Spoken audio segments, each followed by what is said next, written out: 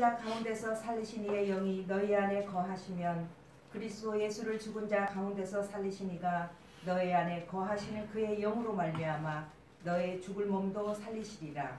예수를 죽은 자 가운데서 살리신 이의 영이 너희 안에 거하시며 그리스도 예수를 죽은 자 가운데서 살리신 이가 너희 안에 거하시는 그의 영으로 말미암아 너의 죽을 몸도 살리시리라. 아멘. 예수를 죽은 자 가운데서 살리신 이의 영이 너희 안에 거하시면 그리스도 예수를 죽은 자 가운데서 살리신 이가 너희 안에 거하시는 그의 영으로 말미암아 너희 죽을 몸도 살리시리라. 아멘. 네, 목사님 나오셔서 말씀 전해주시겠습니다.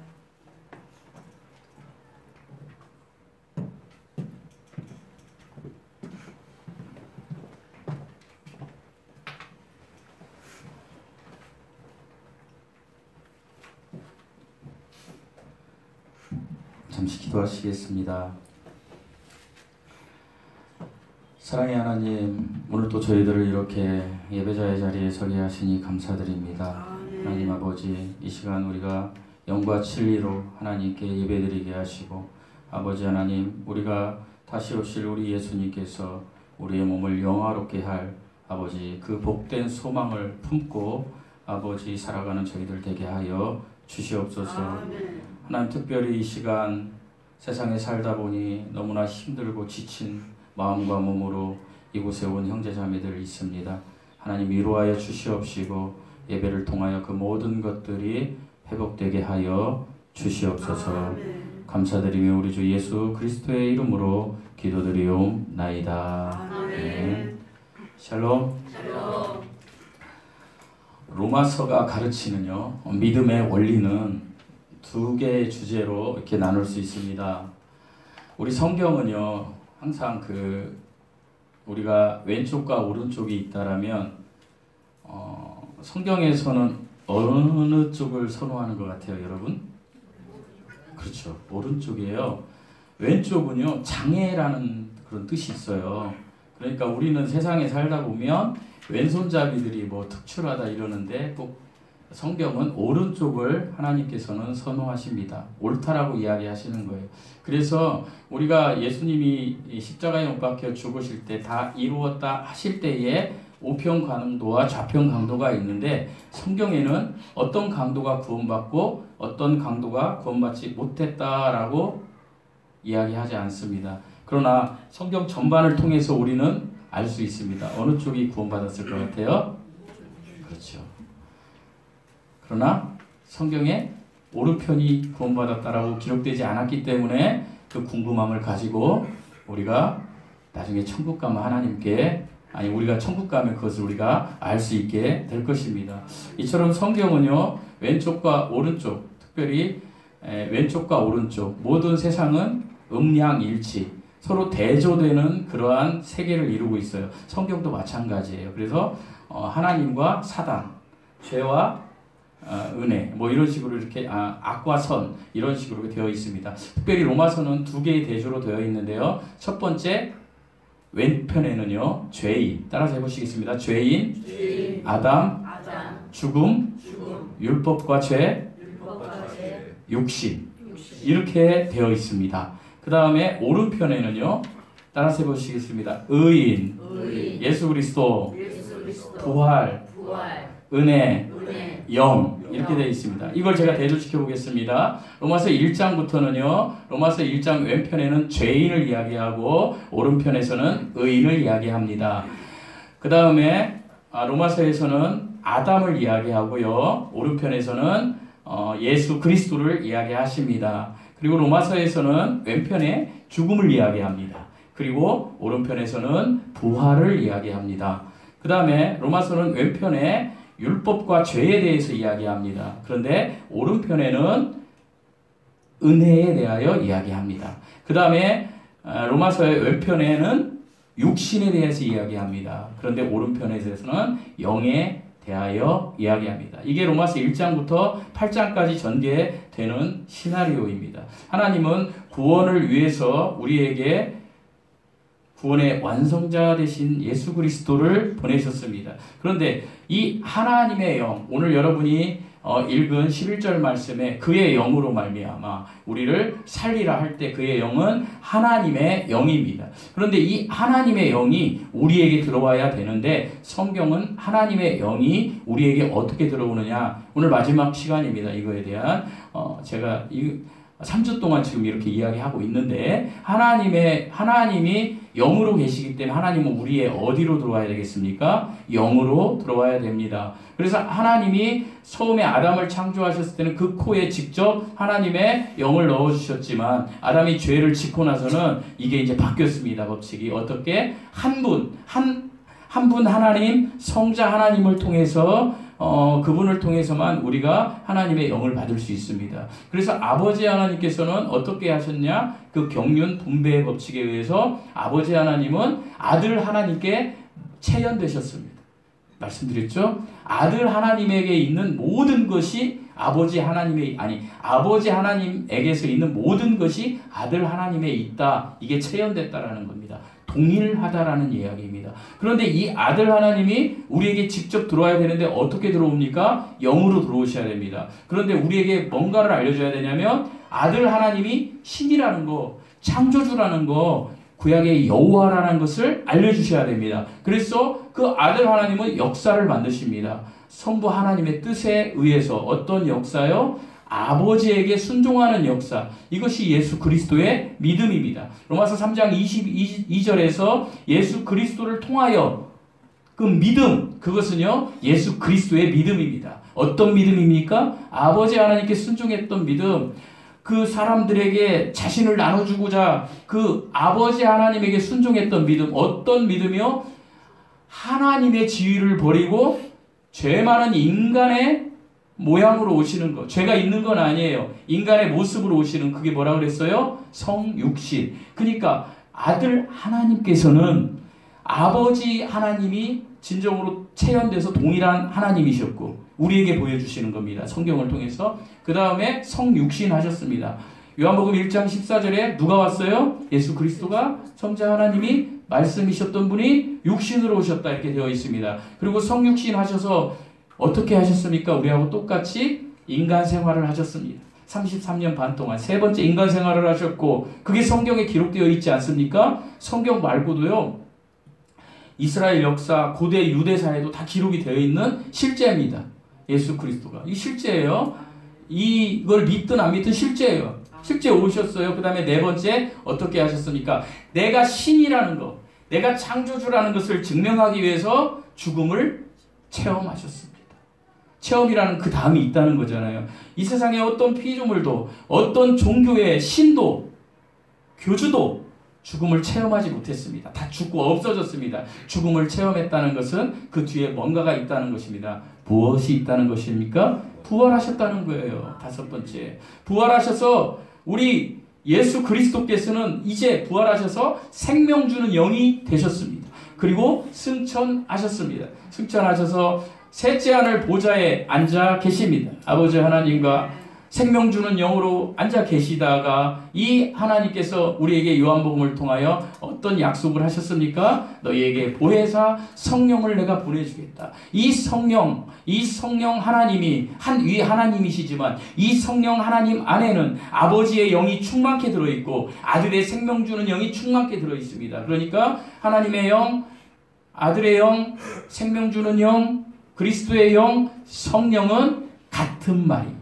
하나님이십니다. 이 성령이 아까 우리 전도사님이 얘기했던 요한복음 3장 3절에서 6절 말씀, 어떻게 우리가 영으로 다시 태어날 수 있도록, 거듭날 수 있도록 해주시는 것입니다. 어떻게 할 때? 우리가 예수 그리스도를 믿으면 성령이 내 안에 들어오시는 것입니다. 이 이야기를 끝없이 하시는 거예요. 끝없이. 이것을 믿었을 때 저와 여러분은 어떻게 되는 것입니까? 육신에 속한 자 그룹에서 영에 속한 자 그룹으로 호적이 바뀌는 겁니다. 아멘이십니까? 아멘. 여러분, 내 아들이, 우리 성찬이가 제 아들로 태어났습니다. 그래서 호적을 했으면 성찬이 호적이 바뀝니까? 안 바뀝니까? 저 녀석이 막 어렸을 때부터 우유도 안 먹고 울고 얼마나 엄마 아빠를 힘들게 하고 잠을 안 자고 그렇게 했어도 저 아이의 호적은 절대로 바뀌지 않습니다. 내 아들입니다. 여러분 그렇습니다. 하나님께서 우리가 예수 그리스도를 믿어서 하나님의 영이 내 안에 들어오면 여러분의 호적이 하나님의 자녀로 바뀐 것입니다. 이것이 로마서 이야기입니다. 그러시면서 하나님은 이렇게 하나님을 알지 못하는 죽은 영이 하나님이 주시는 하나님의 영, 성령을 받게 하시는 게 이게 뭐라고 했어요? 하나님의 경륜입니다. 하나님의 분배, 나눠줌. 하나님 우리에게 뭘 나눠준다는 거예요? 하나님의 본체, 하나님의 본성, 하나님의 본질적 요소를 나눠주시는 것입니다. 누구를 통해서요? 성령을 통해서. 그 성령은 누구를 통해서 와요? 예수 그리스도. 부활하신, 승천하신 우리 하나님, 성자 하나님, 예수 그리스도를 통해서만 우리가 성령을 받을 수 있습니다. 그러니까 예수 그리스도를 믿어야 우리가 성령을 받을 수 있는 것입니다. 이게 지난 2주 동안 저와 여러분이 나눈 것입니다. 특별히 지난주 10절 말씀에서는 이런 이야기가 있습니다. 우리 10절 말씀 읽어보시겠습니다. 10절 말씀입니다. 시작.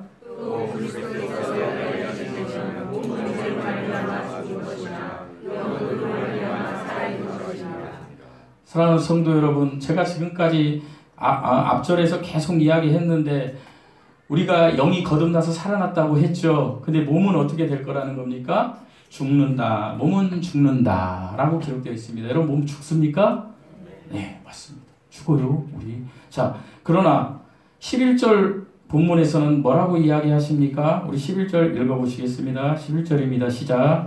예수를 죽은 자 가운데서 살리시니 영이 너희 안에 거하시며 그리스도 예수를 죽은 자 가운데서 살리시니가 너희 안에 거하시는 그의 영으로 말미암아 너희 죽을 몸도 살리시리라. 사는 영으로 말미암아 무엇을 살린다 그래요? 몸을 살리리라. 사랑하는 성도 여러분, 특별히 로마서 1장부터 5장까지는 예수 그리스도를 믿어서 우리가 하나님이 너 내 자녀야, 의인이야 라고 칭하시는 구원에 대해서 이야기한다고 말씀드렸습니다. 그리고 6, 7장에 대해서는 아까 말씀드렸죠. 죄와 율법에 대해서 자유해라. 너는 죄와 율법에 자유할 수 없어. 자유해. 죄를 많이 지라는 게 아니라 예수를 중심에 두고 너희가 은혜의 중심을 두고 어떻게 죄를 지었으면 회개해서 하나님의 자녀께로 돌아오는, 내 자녀들이 아무리 세상에서 방황해도 내 자녀로 돌아오면 내가 품어주듯이. 제가 아는 목사님의 자녀는요, 실명을 토로하지 않겠습니다. 이 목사님은 정말로 남편 목사님이 신실했어요. 그래서 교회 성도가 막 굉장히 부흥이 되고 교회를 막 지었어요. 그런데 사탄이 이 남자 목사님에게 보암직도 하고 탐스럽기도 하고 먹음직스럽기도 하고 세상에 너무 아름다운 여인을 교회로 보내주셨어요. 그러면 그 여인을 사랑하면 되겠습니까? 사랑해야죠. 주 안에서만. 그러나 육신적으로 사랑하면 되겠습니까? 아니지. 육신적으로 사랑했어. 목사가 바람이 난 거예요. 목사가 바람이 나니까 끝나버린 거죠, 교회가. 그래서 이 목사님이 다시 자살할까? 죽을까? 그리고 이 목사님에게 찾아온 건 하나님의 선물이었습니다. 암이 온 거예요. 남편하고 행복하게 살다가 암이 와도 그냥 절망하는데 그런 상황이 암이었어요. 더 절망적인 건 무엇이야?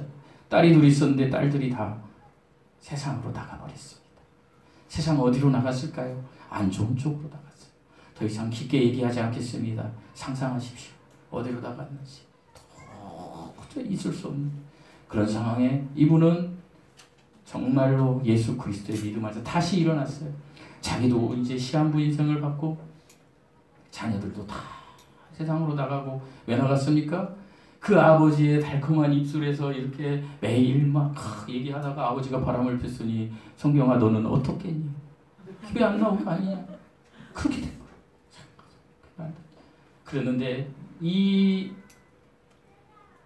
분이 중심을 잡고 하나님께서 부어주시는 어마어마한 은혜를 지금 누리시면서 그분의 자녀들이 돌아다니다가 남자를 만나고 아이를 낳고. 그들이 믿겠습니까? 믿지 않습니다. 그런데 그들이 믿지 않는 자녀들, 그 자녀들이 돌아왔을 때에 그분이 저에게 이렇게 이야기했습니다. 아버지가 나에게 내 자녀들을 돌려주셨어. 그래서 저는 아버지가 돌려줬어요. 남편이 회개하고 왔나? 근데 아니에요. 남편은 여전히 흠모할 여자하고 딴사림 차리고 살아요. 지금도. 그분이 병점에서 목회하는데 성도가 2명입니다. 남편. 근데요? 이렇게 얘기하는 거예요. 아버지가 나에게 내 자녀들을 보내주셨어. 그런데 그 딸들과 그 사위와 그 손녀딸이 얼마나 지금 신앙생활 잘하는지 아십니까? 돌아와가지고 그렇게 할 때 이 목사님이 그 딸을 향한 자기 부부 때문에 자기들이 그 아이들에게 해주지 못했던 그 사랑, 그에 대한 죄책감 때문에 얼마나 지금 그 딸들을 위해서 헌신하고 너무 감사하고 하나님 앞에 막 이러면서 정말 해피한 가정을 현재 살고 있어요. 실명을 이야기할 수는 없습니다. 사랑하는 성도 여러분, 우리도요, 하나님이 우리가 세상에 나가서 아무리 나쁜 짓을 하고 와도 우리가 다시 돌아오면 하나님께서 우리를 맞아주신다는 거예요. 우리의 호적은 절대로 바뀌지 않습니까? 절대로 호적이 바뀌지 않아요. 이게 하나님의 법칙입니다. 그래서 반드시 예수 그리스도를 믿어야 된다는 거예요. 이게 로마서 1장부터 5장까지 이야기예요. 그리고 6, 7장은 아까 얘기했죠. 율법과 죄의 자유하라. 너희가 아무리 죄를 졌어도 다시 돌아오면 어떻게 된다? 하나님이 품어주신다. 회개하라. 은혜 안에 들어가라. 이야기예요. 그리고 지금 우리가 나눈 로마서 8장은 뭡니까? 그것을 아까 6, 7장은 성화라고 해요. 신학적 용어로. 로마서 1장에서 5장은 칭의. 6장에서 7장은 성화, 삶으로 살아라 이거죠. 하나님의 자녀답게. 그리고 이 8장은 뭔지 아십니까? 영화예요. 그래서 영에 대한 이야기가 많이 나오는 거예요. 그래서 제가 영에 대한 것을 이야기해 드리는 거예요. 여기 처음 나오신 분들이 있는데 저 목사 좀 이상해. 영을 이야기하고 저 약간 무당기 있네. 이게 아니에요. 우리의 영은 하나님의 말씀에 의해서 분명히 정의되고 증거되고 있어요. 우리가 영으로 하나님과 교제해야 되는 거예요. 우리가 살아났다라면. 그래서 영화예요. 그런데 이 영화는 궁극적으로 뭐예요? 여러분이 구원받았죠. 그러나 여러분의 혼은 여전히 죄를 선택해요. 세상을 선택해요. 세속세계를 선택해요. 아무리 여기에서 하나님 제가 잘못했어요 하고 나가면 또 죄져요. 그게 우리의 속성이에요. 로마서 7장 오라 나는 곧보한 사람이로다. 이게 우리의 고백 아니겠습니까? 저와 여러분이 얼마나 잘났습니까? 안 잘났잖아요. 왜 그럴까요? 우리는 여전히 육신으로 혼과 몸이 똘똘이 뭉쳐 있어요. 그래서 목사님 설교를 들으면서 은혜를 받기보다는 판단하기를 좋아하잖아요. 우리가 제 설교를 그렇다는 게 아니라 보통 사람들이 지식이 증가하면 하나님의 말씀보다는 판단하기를 좋아해요. 왜? 우리의 몸과 홈이 붙어 있어서. 그런데 우리의 몸이 어디에 정보를 많이 받고 있어요? 지금 세상의 정보를 많이 받고 있어요. 보고 듣고 세상적인 걸 보니까 이게 안 맞는 거예요. 이게. 그러니까 어떻게 돼요? 계속해서 죄를 향해서 달려가게 하는 거예요. 그럴 수밖에 없어요. 저와 여러분이. 어쩔 수 없어요. 나는 안 그래? 아니요. 여러분도 그렇고 저도 그렇고 이 세상 지구상에 호흡하는 모든 사람은 그렇게 지금 살고 있습니다. 그런데 이 몸이요, 죽어서 몸이 다시 살아나는 일이 있어요. 몸이 다시 살아나는 거, 이게 영화롭게 되는 거예요.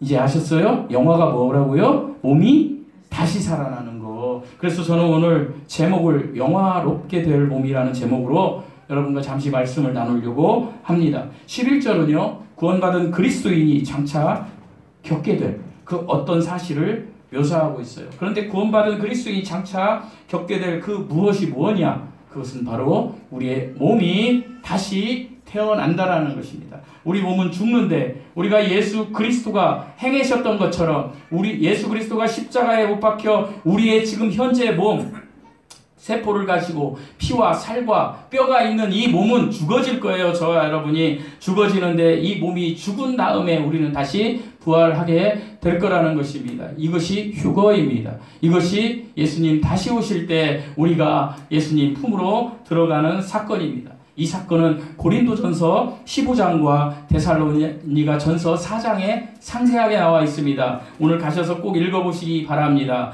제가 이걸 가지고 영화롭게 될 몸이라는 것, 몸에 대해서 오늘 말씀을 좀 드리겠습니다. 예수님은요, 생명 주는 영으로 성령을 통해서, 생명 주는 영은 성령입니다. 우리에게 오셨습니다. 그러나 우리가 실제적으로 볼 수 있습니까? 여러분 구원 받으셨죠? 여러분 안에 성령이 계시죠? 성령 보여주세요. 저한테. 볼 수 없습니다. 저도 볼 수 없고 여러분도 볼 수 없습니다. 우리가 이 육신으로 이 눈으로 하나님 나 좀 보여주세요. 이분이 하나님이시라면 이렇게 보면 좋겠는데 안 보여요. 우리 속에 있는 거예요. 그런데 우리가 실제적으로 그 모습을 다시 볼 수 있게 다시 오실 거라는 약속을 주님이 하셨습니다. 예수님이 다시 오실 때 우리 몸도 영화롭게 변화될 것입니다. 이것이 영화입니다. 영화가 뭔지 아셨어요? 영화 따라서 해보시겠습니다. 영화는 몸이 다시 변화되는 것이다. 이게 영화입니다. 그래서 로마서는 어떻게 됐다고요? 칭의, 성화, 영화로 되어 있습니다. 그 다음에 9장, 10장에 가서 이제 이스라엘 백성에 대한 이야기, 그 다음에 12장에 가서 8장과 이어지는 영화에 대한 이야기가 이렇게 나옵니다. 그래서 예수 그리스도가 다시 오시는 거, 이것을 디모데전서 3장 13절에서는 복스러운 소망이라고 합니다. 이건 복된 소망입니다. 그래서 우리는요, 어떤 소망으로 살아가야 돼요?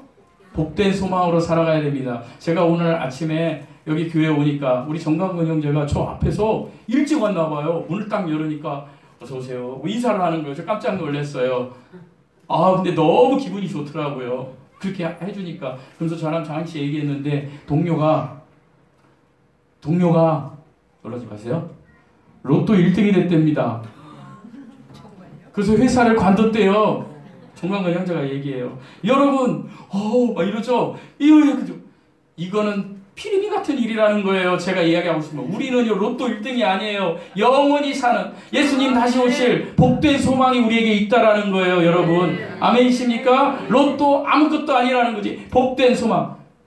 로또에 대해서 이야기 듣고 싶으시면 이따 식사 시간에 정강근 형제 커피 탈 때 얘기하시면 자세히 얘기해 주실 것입니다.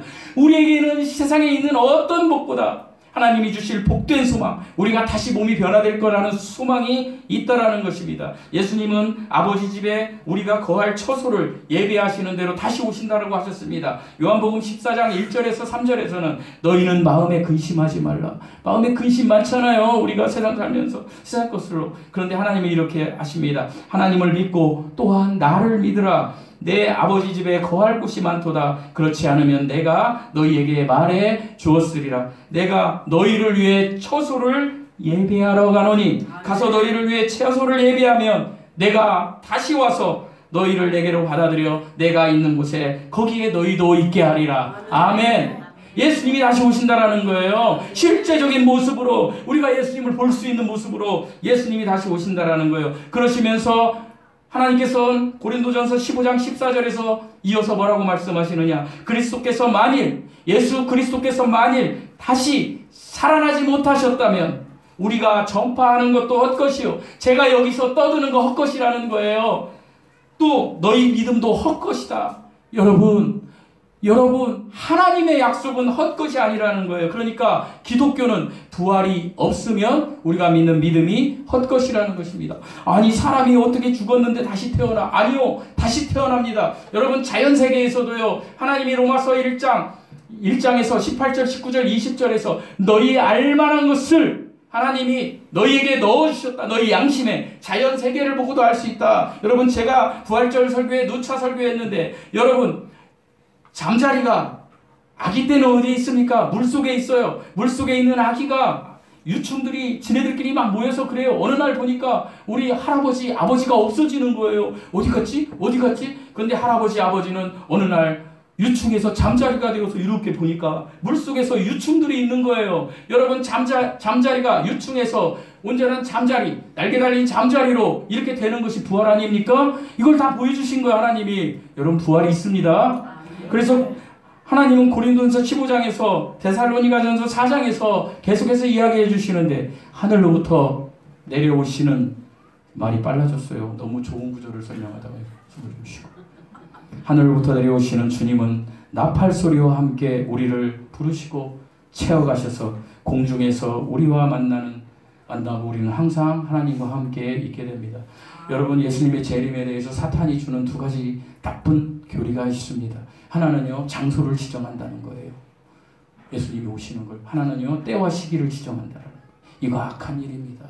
여러분 기독교 2000년 역사상 지금 두 가지 이단이 가장 큰데요. 어떤 이단이 크냐? 예수님이 어디로 오실 거라고 자기가 어느 날 꿈을 꿨는데 저만 꿈꾸고 그냥 하면 되는데 어느 날 꿈을 꾸니까 예수님이 어디 산으로 오신다고 했다. 그러니까 그 산을 중심으로 모이자. 그러니까 사단이 거기 가서 역사합니다. 그러니까 그자가 기도하면 암이다. 그자가 기도하면 백혈병이다. 그래서 사람들이 벌떼같이 모여요. 그게 뭔지 아세요? 신천지예요. 과천에 오신다는 거예요. 예수님이 그 믿는 거 말도 안 되는 거죠. 그리고 극기한 자기가 이제 안 죽는다는 거예요. 자기가 안 죽는다. 자기가 누구냐? 자기가 성령 하나님이라는 거. 이게 이만희가 하는 이야기예요.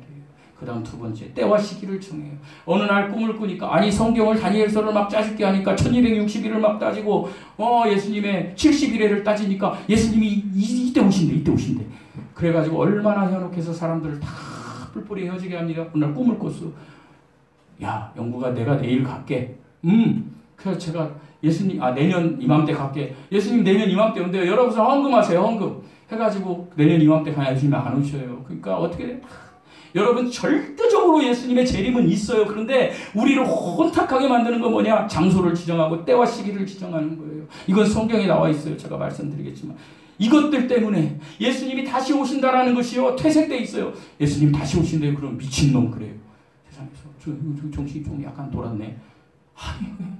예수님 다시 오세요. 이때에 예수님께서 어떻게 오신다고요? 어디에 오신다고요? 공중에 오신다라는 것입니다. 데살로니가전서 4장 16절에서 17절에서는 주께서 호령과 천사장의 음성과 하나님의 나팔소리와 함께 친히 하늘로부터 셋째 하늘로부터 내려오시리니 그리스도 안에서 죽은 자들이 먼저 일어나고 누가 먼저 일어나요?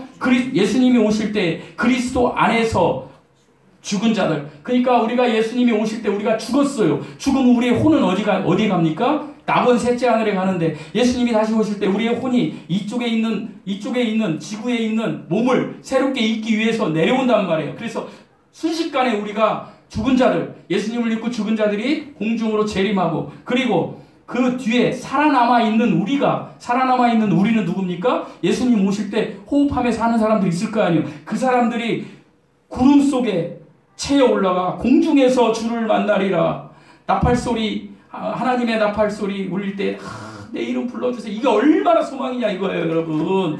그러니까 내 생에 오시든 내가 죽어서 오시든 내가 예수님만 믿으면 안전한 거예요. 아멘이십니까? 그런데 왜 예수님만 기다리면서 날짜 지정하고 세상 사람들보다 더 게으르고 악하게 사냐 이거예요. 하나님이 이거는 사단이 주는 거라는 거예요. 그런데 예수님이 어디에 오신다? 공중에 오신다. 공중에 어디입니까? 대기권 하늘. 지구의 대기권 하늘 아시죠? 100km 이상. 어디? 공중으로 오시는 거예요. 예수님이 공중으로 오시다가 7년 동안 그 안에서 그리스도의 심판서 고린도전서 말씀과 그 다음에 어린 양의 혼인식을 합니다. 하나님과 혼인식을 해요. 우리가 신랑 되신 분과 그 7년 동안 있는 거예요. 그 7년 동안 이 지상에는 뭐가 있어요? 대환란이 대환란 아니죠. 환란기가 있는 거예요. 3년 반 뒤가 대환란이 어쨌든 환란이 있는 거예요. 그리고 예수님께서 7년 후에 우리들과 함께 내려오세요. 어디로? 이제 직접 산으로 내려오세요. 어떤 산? 그렇죠. 우리 성도들은 이렇게 배워야 돼요. 과천이 아니라니까요. 시온산, 감람산, 똑같은 말 올리브산. 예루살렘에 있는 곳으로 우리가 온다라는 거예요. 그래서 나중에 사막에 샘이 넘쳐 흐르기 이스라엘 말씀. 그게 어딘지 아세요? 사해바다가 살아있고 사해바다 죽은 바다. 그게 다 살아있는 실제로 이루어질 거라는 거예요. 여러분 그런데 이런 의문이 들지 않으세요? 죽어있는 몸이 어떻게 살아나? 나는 믿고 싶은데 잘 못 믿겠어요. 이런 의심 드시죠? 에이 대답을 안 하네. 트잖아요 솔직히. 많이 들어요. 저도 많이 들었어요. 근데 과학적으로 설명할 수 있는 데까지 물론 믿음으로 하야 되지만 할 수 있는 데까지 우리가 있어요. 여러분 세상에는요. 세상 모든 우주 만물은 딱 두 가지로 정의됩니다. 생물과 무생물. 그죠? 자, 생물과 무생물의 구분은 뭘로 하시는지 아십니까? 그것은 세포로 합니다. 생물은 세포가 있습니다. 무생물은 세포가 없습니다. 자, 얘는요 청소기인데 정영씨 집사님이 주신 청소기예요. 이거 그냥 청소기. 이거 강행이 주면 던져가지고 부실까봐 내가 이거 숨겨놨어. 이 청소기가 이 안에 있는 것들이 세포가 있을까요? 없을까요? 없어요. 자, 저와 여러분 세포가 있어요, 없어요? 있어요. 그래서 모든 생물체는 세포로 이루어졌습니다. 그런데요, 무생물과 생물이 동시에 함께 이루어지는 게 있어요. 이 청소기나 저나 여러분이나 의자나 모든 우주 만물에 있는 것은 무엇으로 되어 있는지 아십니까? 원자로 되어 있습니다. 아멘 해주세요. 원자. 과학 얘기하는 거예요. 자, 그런데 세포는요, 우리 몸의 세포가 60조에서 100조 개가 있다 그래요. 상상할 수가 없죠. 60조에서 100조 개. 그래서 나쁜 세포가 많아지면 암세포가 되고, 좋은 세포가 많아지면 정상세포가, 뭐 그렇게 살면서 생로병사하다 나중에 죽는 거. 그러니까 세포가 죽으면 이제 몸이 끝나는 거잖아요. 자, 근데 세포는 뭘로 되어 있는지 아십니까? 분자로 되어 있어요. 분자로. 한 세포가 1만 개의 분자로 되어 있어요. 근데 분자를 더 들어가면 뭐가 있는지 아십니까? 원자가 있어요.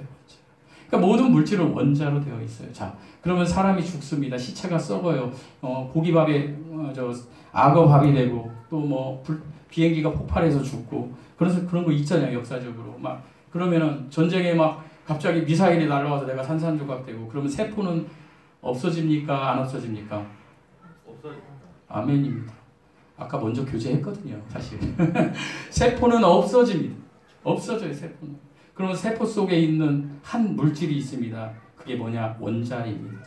사람의 몸은 원자가 모여서 분자가 되고, 분자가 모여서 하나님이 창조의 법칙에 의해서 세포가 되고, 그 세포 60조 개가 막 조직을 만들고, 그 조직이 장기를 만들어요. 너는 위, 너는 간. 이걸 막 저절로 하는 게 아니라 하나님께서 그렇게 해놓으신 거예요. 창조의 법칙. 그래서 조직을 만들고 몸이 이렇게 되는 거예요. 그래서 이렇게 되는데 피 속에도 세포가 있는 거예요. 그러니까.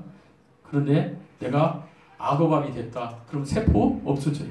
내가 폭발됐다. 없어져요. 내가 다 없어지는 거예요. 세포는. 그런데요,